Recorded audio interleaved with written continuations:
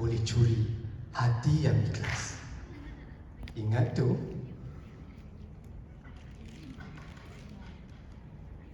Ladies and gentlemen, I was 6. The smell of Vicks Vaporub, the ticking sound of an old wall clock. I couldn't even spell curriculum. But my grandmother had taught me my very first lesson. Integrity before knowledge. And here's the truth. That wisdom isn't only for that little boy. It's for every classroom in Malaysia. The true curriculum isn't only printed, it is lived. We remember those people who taught us how to live, not just what to learn. That's why teachers do not just complete syllabi. We teach them memories. We chase rankings, we chase devices, we chase dashboards. Yes, all these things matter, but no child grows up remembering all these. They don't remember spreadsheets, they remember spirits. I've been thinking, we've been chasing so many things in our life. Grades, evidence, students. Students are chasing us just to grab our attention. Without visionary teachers, Malaysia Madani remains a poster. With visionary teachers, Madani becomes a practice. Daily, messy, and beautiful. So what do nation-building teachers actually teach? 3 things we remember long after the exam. Identity, innovation, and hope. In a multicultural, multilingual country, teachers build shared identity. A Sabahan English teacher once combined 3 folklores in his classroom: Kadazan Dusun, Chinese, and Malay, side by side. That room changed. English stopped being a barrier. It became a bridge.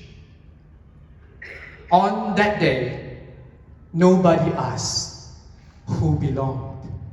Because for the first time, everybody belonged. And maybe it is the truest lesson of identity.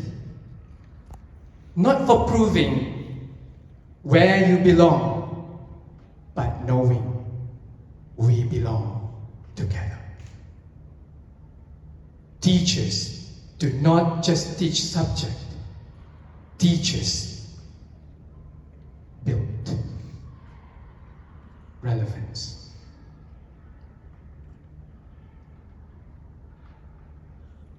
Policies can build schools.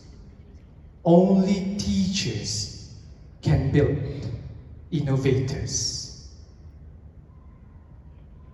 In the vocational lab in Johor, robotics with recycled parts.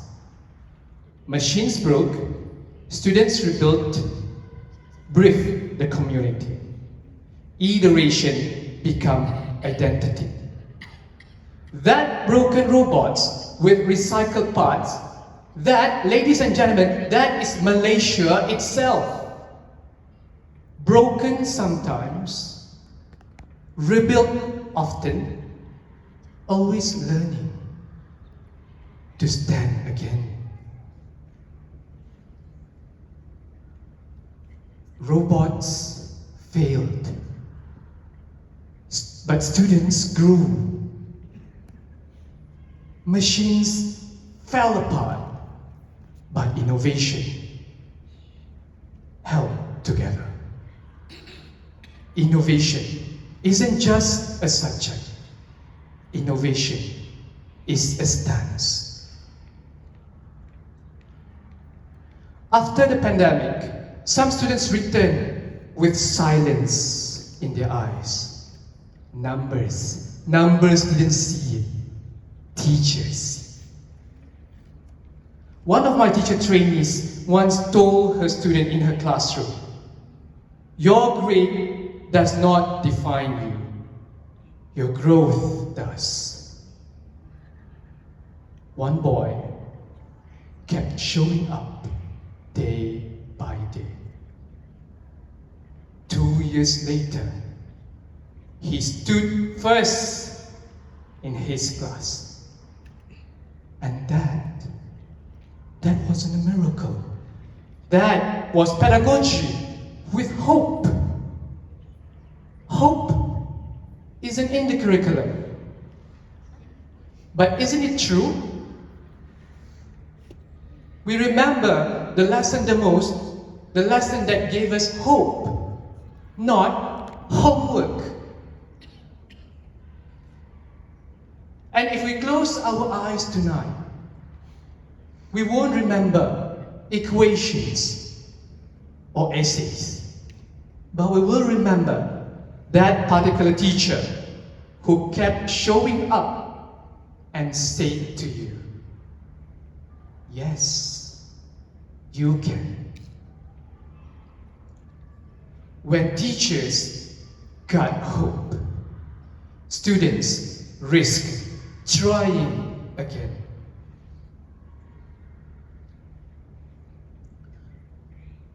We vow to teach our students identity with humility. We vow to teach innovation with responsibility. We vow to teach hope with persistence. And we vow not to let a single child's postcode decide their future. Think about a teacher who taught you courage. Got it? Now imagine that same teacher had given up on you. And that, ladies and gentlemen, that is why we cannot give up. Not on even one single child. A nation isn't built only with policies. Policies are written in ink. Teachers write in hearts.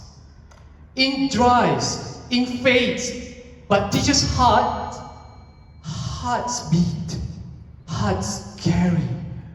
And what the hearts carry becomes the true curriculum of a nation. So, what is the true curriculum of Malaysia? Compassion, collaboration, conviction, authored by teachers, revised by communities, examined by time.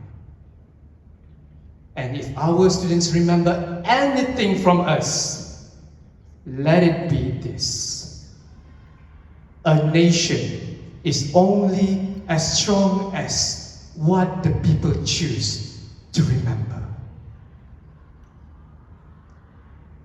My grandmother's lesson was very simple: integrity before knowledge.